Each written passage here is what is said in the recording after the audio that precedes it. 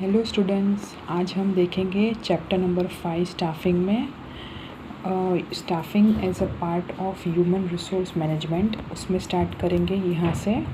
The process of human resource management can be divided into 2 parts. तो जो human resource management का process है उसको हम 2 पार्ट में डिवाइड कर सकते हैं। फर्स्ट वाला पार्ट है that is concern with manpower planning, that is to plan for required staff in the organisation and increase the staff through no appointment. ठीक है, रिक्रूटमेंट करना और प्लानिंग करना कितने स्टाफ की ज़रूरत है ऑर्गेनाइजेशन में, according to the time and situation necessary and selective reduction in staff. ठीक है, रिडक्शन भी करना रहेगा, सिर्फ अपॉइंटमेंट नहीं, न्यू अपॉइंटमेंट नहीं, सिचुएशन के हिसाब से, टाइम के हिसाब से अगर ज़रूरी हो तो हमें रिडक्शन भी करना पड़े। ठीक है, अभी स्ट्राइक चल रही है कंपनी में, कंपनी के प्रोडक्ट्स की डिमांड नहीं है, कंपनी ज़्यादा प्रॉफिट्स नहीं कर पा रही है, तो इस केसेस में ऐसा भी ज़रूरी हो जाएगा कभी कभार कि हमें स्टाफ को रिड्यूस करना पड़े। अप्रोप्रिएट प्लेसमेंट ऑफ स्टाफ का प्लेसमेंट करना पड़े उनके स्किल्स के हिसाब से। To keep the staff constantly active and enhance their knowledge, staff को कॉन्स्टेंटली एक्टिव रखना पड़ेगा और उनका नॉलेज बढ़ाना पड़ेगा, उनको ट्रेनिंग एंड नेसेसरी गाइडेंस देकर। दूसरा पार्ट है that is concern with compensation and development of staff. तो कॉम्पनसेशन एंड डेवलपमेंट, उनको कॉम्पनसेशन मतलब पे प्रॉपर देना है और उनका ओवरऑल डेवलपमेंट करना है।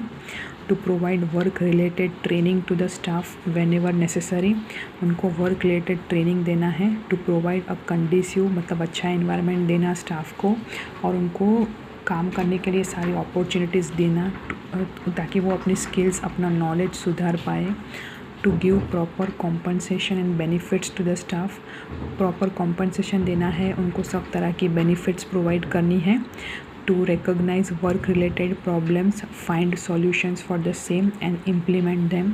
तो अगर वर्क रिलेटेड कोई प्रॉब्लम्स है, कोई डिस्प्यूट्स है वर्कर्स के बीच या फिर काम में कोई दिक्कत आ रही है तो उनके सॉल्यूशंस फाइंड करना है और उनको रिजॉल्व करना है और उनको अच्छी तरह से इम्प्लीमेंट करके वह प्रॉब्लम को सॉल्व कर देना है। According to human resource management, employees are not mere factors of production, if they are more than that.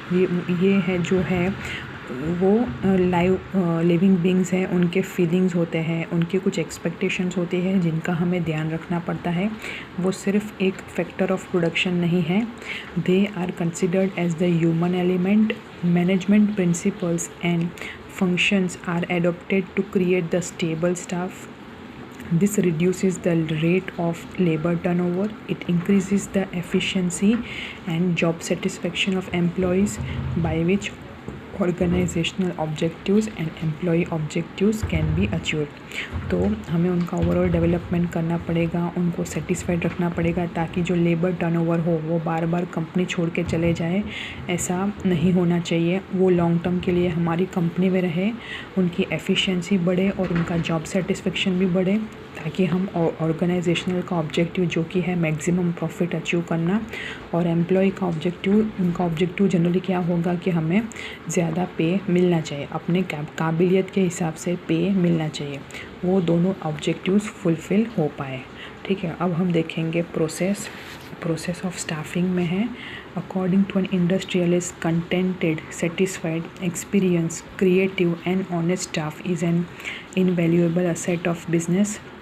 Right from the establishment of an organization, the function of recruitment of the staff is important. ठीक है, recruitment करना होगा staff का, उनके skills के हिसाब से उनको सही तरह से काम देना होगा ताकि वो अच्छी तरह से अपने ऑर्गेनाइजेशन को काम दे पाए। और recruitment of staff should be done on the basis of suitable qualifications, skills, knowledge and sincerity and not on the basis of any influence, corruption और नेपोटिज्म, ये सब नहीं फॉलो करना है। And for this a scientific method of recruitment should be adopted. तो इसके लिए एक साइंटिफिक मेथड प्रिस्क्राइब की गई ताकि कोई पार्शियलिटी ना हो, कोई इन्फ्लुएंस ना हो, इनडायरेक्ट इन्फ्लुएंस, करप्शन ना हो या फिर नेपोटिज्म जिसको हम बोलेंगे पार्शियलिटी या फिर रेस रेस डिस्पैरिटी बोलेंगे, यानी हिंदू या मुस्लिम में जो होता है, ठीक है, या फिर अदर रिलीजन्स में होता है कि कोई पर्टिकुलर रिलीजन को इम्पोर्टेंस ना दिया जाए और कोई पर्टिकुलर रिलीजन को ज़्यादा इम्पोर्टेंस दिया जाए, या फिर ब्लैक पीपल को अपॉइंट नहीं करना है, वाइट पीपल को ही अपॉइंट करना है, इस तरह से पार्शियलिटी ना हो। तो इसके लिए एक साइंटिफिक मेथड बनाई गई है जिसको हमें फॉलो करना है। तो उसमें पहला वाला स्टेप है recruitment. Recruitment is a continuous process. Recruitment is to be made when a business enterprise is established, when an existing unit is expanded, or when an employee resigns, dies or retires। ठीक है, तो recruitment जो है वो एक continuous process है।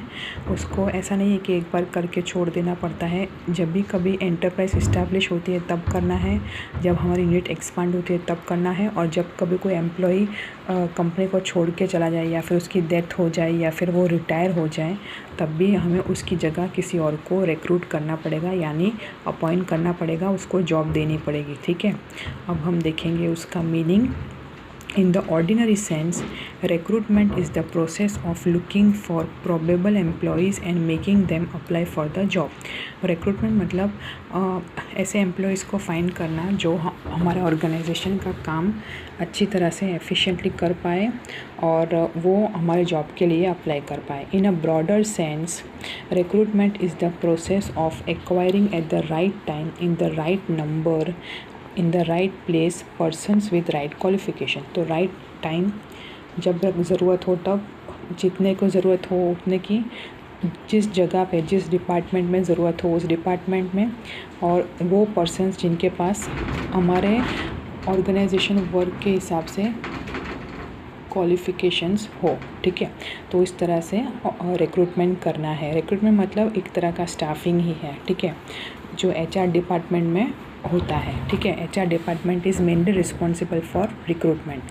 तो sources of recruitment है इंटरनल सोर्सेज, एक तो है promotion, transfer, friends and relatives of employees, recalling, retrench मतलब जो पहले हमें छोड़ के चले गए उनको बुलाना, promotion with transfer and waiting list, ये सब इंटरनल सोर्सेज है। इंटरनल क्योंकि ऑर्गेनाइजेशन के अंदर ही हो जाता है, ऑर्गेनाइजेशन के एम्प्लॉयज़ के कांटेक्ट में जो होते हैं उनसे ही रिक्रूटमेंट हो जाता है, उनको ही अपॉइंट किया जाता है। तो प्रमोशन देना, तो जिस डिपार्टमेंट में खाली जगह थी वहाँ डिपार्टमेंट में एक मानस की ज़रूरत है तो हम दूसरे डिपार्टमेंट में से उनको ऊपर ले लेंगे।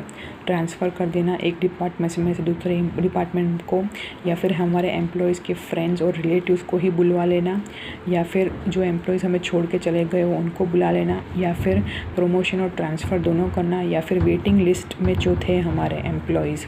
एक बार क्या हुआ था कि हमें कम लोगों की ज़रूरत थी और ज़्यादा लोग आ गए थे, तो कुछ लोगों को हमने वेटिंग लिस्ट में रखा था। ठीक है, तो जैसे वाइल्ड कार्ड एंट्री होती है उस तरह से वेटिंग लिस्ट होता है ऑर्गेनाइजेशन में, तो हम उनको भी बुला सकते हैं। अब हम देखेंगे एक्सटर्नल सोर्सेज, एडवर्टीज़मेंट दे सकते हैं, एम्प्लॉयमेंट एक्सचेंज में हमारी ऐड दे सकते हैं कि हमें एम्प्लॉयज़ की ज़रूरत है, एजुकेशन इंस्टीट्यूशंस में हम कैंपस इंटरव्यू रख सकते हैं, ट्रेड यूनियन से भी हम कर सकते हैं, फिर कॉन्ट्रैक्टर्स एंड जॉबर्स से भी हम रिक्रूट कर सकते हैं, फिर गेट पे रिक्रूटमेंट रख सकते हैं, और there are certain other modern methods. तो ये सारी वेज से भी हम एक्सटर्नल सोर्सेस हैं उससे भी हम रिक्रूटमेंट कर सकते हैं। ओके, तो पहले हम देखेंगे इंटरनल सोर्सेज। तो पहला वाला है promotion. Whenever any post is vacant or any new position is created, promotion should be given by the management on the basis of work of the existing employee, his ability, honesty, skill, loyalty and qualifications. Promotion of employees will boost their morale and loyalty. Promotion also results in increased salaries, status, power and responsibility। ठीक है, तो promotion मतलब किसी employ को ऊपर चढ़ाना, उनको ज़्यादा पे देना, इंक्रीमेंट देना, उनकी पोस्ट में उनको हायर पोस्ट देना उनकी काबिलियत के हिसाब से। ठीक है, तो हम इस तरह से भी रिक्रूटमेंट क्रिएट कर सकते हैं। रिक्रूटमेंट किसी डिपार्टमेंट में ज़रूरत हो, कोई पोजीशन खाली हो गई हो, तो हम उस जगह पे कोई आदमी को इंटरनली हमारे ऑर्गेनाइजेशन में से ही अपॉइंट कर पाएंगे। transfer. If there is any shortage of employees in any department, it can be rectified by transferring to it the surplus employees of another department, keeping in mind their qualifications. In this way shortage of employees can be rectified. तो एक जगह ज़्यादा employees है, एक जगह कम है, तो हम ट्रांसफ़र करके भी जहाँ कम एम्प्लॉयज़ है वहाँ की जो डेफिसिट होगी, वहाँ जो वैकेंट पोजीशन होगी उसको फिल कर पाएंगे. तीसरा है friends and relatives of employees. Whenever a vacancy comes up in an organization, employees are asked to recommend their qualified friends and relatives to the post. Recruitment is made after receiving applications for them. Application दे सकते हैं हम अपने employees को बोल सकते हैं कि हमारे ऑर्गेनाइजेशन में ये पर्टिकुलर पोजीशन पे पोस्ट खाली है, तो अगर आपके कोई फ्रेंड्स हो जो क्वालिफाइड हो और ये काम कर सकते हो तो आप उनको बोल सकते हो. हम उनके रिज्यूम लेंगे और फिर हम देखेंगे कौन कैपेबल है ये पोस्ट को संभालने के लिए. This helps to boost the morale of the employees and they feel proud to be a part of the recruitment of the process. तो उनको भी अच्छा लगेगा, उनको ऐसा लगेगा कि हमको रिक्रूटमेंट प्रोसेस में इन्वॉल्व किया. Recalling retrench employees, farmer employees यानी कि पहले के employees who were retrenched because of some reasons or who have joined elsewhere voluntarily can also be recalled by the management on the basis of their experience, knowledge and efficiency. पहले के employees जो हमें छोड़कर चले गए हो या उन्होंने कहीं और अप्लाई कर दिया हो, कहीं और जॉब करते हो, हम उनको भी बुला सकते हैं.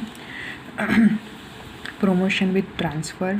Under this system, existing employees can be transferred with promotion to another branch under the same management on the basis of their efficiency, experience and loyalty.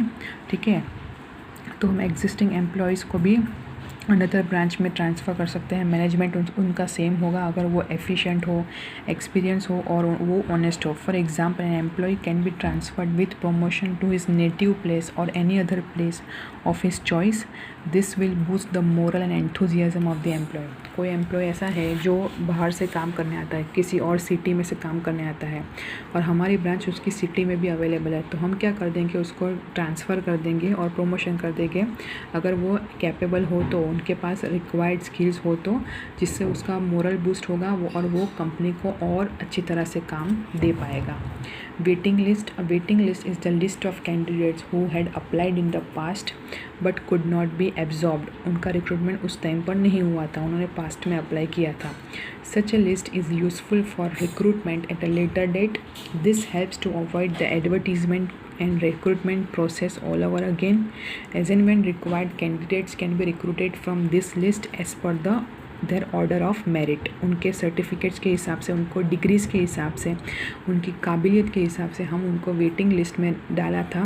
तब हमारे पास इतनी पोजीशंस खाली नहीं थी, तो अब हम उनको बुला सकते हैं ताकि वापस हमें एडवर्टीज़मेंट का खर्चा ना हो, वापस हमें रिक्रूटमेंट का पूरा प्रोसेस ना करना पड़े, तो हमारा खर्चा इस केस में बच पाएगा. ठीक है, तो ये थे हमारे इंटरनल सोर्सेज. अब हम देखेंगे external sources.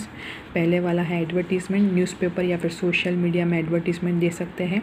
It is an effective alternative for recruitment. Applications are invited through advertisements in newspapers, business journals and periodicals for specific cost. Apart from this, candidates can also apply and online after seeing the advertisement on internet, TV और websites. A large number of applications can be received from distant corners of the country. Right candidate can be selected by this method. तो हम इस method से बहुत सारी applications आएगी. जब हम एडवर्टीज़मेंट देंगे तो जो कैपेबल होगा उनका प्रॉपरली इंटरव्यू लेके, उनको बुला के, हम प्रॉपर क्वेश्चंस पूछ के हम उनको अपॉइंट कर सकते हैं. एम्प्लॉयमेंट एक्सचेंज से भी कर सकते हैं. Public and private employment exchanges जैसे कि ये naukri.com है, इंडीड है. ठीक है, फिर इंडीड जॉब सर्च है, फिर रिज्यूम जॉब्स करके है. तो ये सारी जो है वो क्या है, स्पेसिफिकली ऐसी एजेंसीज़ हैं जो क्या करती है, एक बाजू से कंपनी के रिक्वायरमेंट्स लेती है कि कंपनी में कौन कौन सी वैकेंसीज़ है, कंपनी में कौन कौन सी पोस्ट खाली है, और दूसरी बाजू हमारे पास से रिज्यूम्स कलेक्ट करती है. हम उन पर विज़िट करके उन पर रिज्यूम डाल सकते हैं ताकि हमें जॉब मिल सके. ठीक है, अगर हम जॉब ढूंढना चाहते हैं, हम naukri.com पर रजिस्टर करेंगे, फिर shine.com पर रजिस्टर करेंगे, फिर रिज्यूम जॉब पे रजिस्टर करेंगे। इस तरह बहुत सारी वेबसाइट्स है, बहुत सारी एप्लीकेशंस हैं जो सिर्फ जॉब के लिए काम करती हैं। तो public and private employment exchanges prepare a list of prospective candidates who are unemployed and in search of jobs, keeping in mind their details like name, address, qualifications। ये सारी डिटेल्स हमें देनी होगी अगर हम रजिस्टर करना चाहते हैं तो। name, address, qualifications, experience, skills, etc. The employment exchange provides a list of such qualified but unemployed candidates as and when asked for by business enterprise. Then they may select suitable candidates from this list। तो ये employment exchanges क्या करेगी, ये सारी details collect कर लेगी, फिर जिस भी कंपनी में रिक्वायरमेंट हो, वैकेंसीज हो, वो क्या करेगी, एम्प्लॉयमेंट एक्सचेंज को कांटेक्ट करेगी और लिस्ट मांगेगी कि तुम्हारे पास अगर ऐसे एम्प्लॉयज़ है, तुम्हारे पास ऐसे पर्सनस है जो रियली जॉब के लिए देख रहे हैं, they are really looking for a job, तो हमें उन कैंडिडेट्स की लिस्ट चाहिए। फिर हम पर फ़ोन आएगा कोई भी पर्टिकुलर कंपनी में से कि आपको ये पर्टिकुलर जॉब की ज़रूरत है, तो क्या आप हमारी कंपनी में आ सकते हो इंटरव्यू के लिए। इस तरह से हमारा इंटरव्यू होगा और अगर हम सिलेक्ट हो गए तो हमारी जॉब लग जाएगी। इस तरह से ये ऑपरेट होता है एम्प्लॉयमेंट एक्सचेंज। अभी है educational institutes. Many enterprises make recruitment by this method in modern times. Technological institutes, colleges and universities conduct campus recruitment and provide specialized and knowledgeable personnel to business organizations. The required personnel can be recruited by obtaining names from the heads of the concerned institutions by campus interviews. Such placement camps are arranged every year at various institutes like Indian Institute of Management IIM, Indian Institute of Technology IIT etc. तो हमारी suppose MS university है, उसमें भी campus interview होते हैं, तो वो क्या करेंगे कि हमारे जो हेड ऑफ़ द डिपार्टमेंट उनको कांटेक्ट करेंगे, वो एलिजिबल स्टूडेंट्स के नाम देंगी, फिर ये सारी कंपनी से वो उनका इंटरव्यू लेके उनके साथ इंटरव्यू पूरा जॉब का प्रोसेस करके फिर अगर उनको लगेगा कि नहीं ये चलेगा, ये एलिजिबल कैंडिडेट है, तो उनको जॉब पे लगा देंगे। ठीक है, तो ये थे हमारे एक्सटर्नल सोर्सेज। और भी है एक्सटर्नल सोर्सेज। आप ये एक बार गो थ्रू कर लो, यहाँ तक गो थ्रू कर लो, और अगर कुछ भी डाउट हो तो मुझे पूछ लेना। Okay, thank you so much.